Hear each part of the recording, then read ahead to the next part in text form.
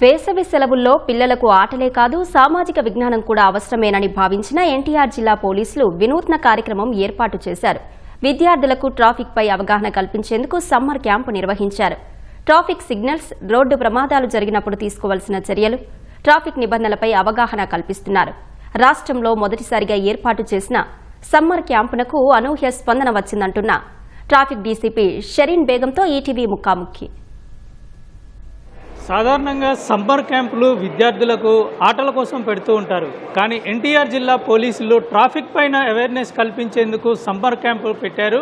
విద్యార్థులు చాలా ఉత్సాహంగా పాల్గొంటూ ఉన్నారు. అసలు ఈ సమ్మర్ ట్రాఫిక్ క్యాంప్లో ఏ విధమైనటువంటి విభాగాల నుంచి పాల్గొన్నారు, ఏం నేర్పుతారు అని తెలిపేందుకు మనతోటి ట్రాఫిక్ డీసీపీ షరీన్ బేగం ఉన్నారు. వారిని అడిగి పూర్తి వివరాలు తెలుసుకుందాం. చెప్పండి మేడం, ట్రాఫిక్ గురించి ఈ సమ్మర్ క్యాంపులో విద్యార్థులకి ఎటువంటి విషయాలని నేర్పుతూ ఉన్నారు? 15 to 18 years పిల్లల్ని ట్రాఫిక్ అవేర్నెస్ పట్ల వాళ్ళని తీర్చిదిద్దాలని చెప్పి అనుకోవడం ఇది మొట్టమొదటిసారి చేసిన ఒక ప్రయత్నం అండి. చూసాం ఎట్లా ఉంటుంది రెస్పాన్స్ అని. రోడ్ సేఫ్టీ మీద సబ్జెక్ట్స్ చెప్పాము. లైక్ పెడెస్ట్రియన్స్ క్రాసింగ్ ఎలా చేయాలి, స్కూల్ పిల్లలు, కాలేజ్ పిల్లలు ఎక్కడ పడితే అక్కడ క్రాసింగ్ చేయడం. మనం డేటా చూసుకుంటే కనుక 30% ఆఫ్ ద రోడ్ యాక్సిడెంట్స్లో పెడెస్ట్రియన్స్ యాక్సిడెంట్స్ ఎక్కువ ఉంటున్నాయి, పెడెస్ట్రియన్ డెత్స్ ఎక్కువ ఉంటున్నాయి. సో ఆ సబ్జెక్ట్ని ఎక్కువగా మనం ఫోకస్ చేయడం జరిగింది. 60% ఆఫ్ ద యాక్సిడెంట్స్ 2 వీలర్స్ విక్టిమ్స్గా ఉంటారు. వాళ్ళల్లో వితౌట్ హెల్మెట్ ఉన్న వాళ్ళు ఎక్కువగా చనిపోవడము లేదంటే డిజబిలిటీ దారి తీయడం అనేది జరుగుతుంది రోడ్ యాక్సిడెంట్స్లో. హెల్మెట్ అవేర్నెస్, హెల్మెట్ యొక్క ఇంపార్టెన్స్, సేఫ్టీ అనే దాన్ని మనం ఫోకస్ చేస్తూ వీళ్ళకి అవేర్నెస్ క్రియేట్ చేస్తాము. Traffic management, traffic signals, like first aid, basic first aid పిల్లలకి. రోడ్ మీద ఎక్కడైనా యాక్సిడెంట్ జరిగినప్పుడు కానీ లేకపోతే పక్క వాళ్ళకి జరిగినప్పుడు కానీ ఎటువంటి చిన్న చిన్న బేసిక్ థింగ్స్ చేయాలి. హెల్ప్ ఎట్లాగా కాల్ చేయాలి, లేకపోతే ఆ విక్టిమ్ యొక్క పొజిషన్ని మనం కొంచెం ఎట్లా అసిస్ట్ చేయొచ్చు, ఇట్లాంటి విషయాలు పిల్లలకి చక్కగా మా ఏసీపీస్, ఇన్స్పెక్టర్స్ ఎక్స్ప్లెయిన్ చేయడం జరిగింది. వీళ్ళని స్క్వాడ్స్గా తయారు చేసి గ్రూప్స్గా టీమప్ చేసేసి వీళ్ళని జంక్షన్స్లో అబ్జర్వేషన్ కోసము, నాలెడ్జ్ క్రియేట్ చేయడం కోసం అని చెప్పి అక్కడ నుంచోబెట్టడం జరుగుతుంది. ఎన్ఫోర్స్మెంట్ ఏ విధంగా చేయొచ్చు అనేది వాళ్ళ నుంచే మనము వాళ్ళు ఎంత అబ్జర్వ్ చేస్తారు అనే ఒక అవేర్నెస్ ఎక్స్పోజర్ ఇవ్వడం కోసం అని చెప్పి field visit and final validation, తర్వాత పార్టిసిపెంట్ సర్టిఫికేట్ కూడా ఇష్యూ చేయడం జరుగుతుందండి. మొత్తం ఎంతమంది విద్యార్థులు ఈ సమ్మర్ క్యాంపుకి రిజిస్టర్ చేసుకున్నారు, వాళ్ళ స్పందన ఎట్లా ఉంది? క్యూఆర్ కోడ్ రిలీజ్ చేస్తాం. ఆ క్యూఆర్ కోడ్ ద్వారా 275 క్యాండిడేట్స్ రిజిస్టర్ చేసుకోవడం జరిగింది 2 డేస్లోనే. మనకి రెస్పాన్స్ కూడా బాగా వచ్చింది.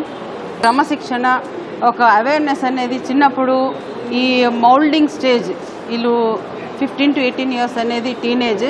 ఈ టీనేజర్స్కి చెప్తే కనుక చాలా చక్కగా వాళ్ళు ఫ్యూచర్ సిటిజన్స్, వీళ్ళు రెస్పాన్సిబుల్ రోడ్ యూజర్స్గా వీళ్ళని తీర్చిదిద్దడానికి ఇది ఒక మంచి ఏజ్ అనేది ఐడెంటిఫై చేయడం జరిగింది.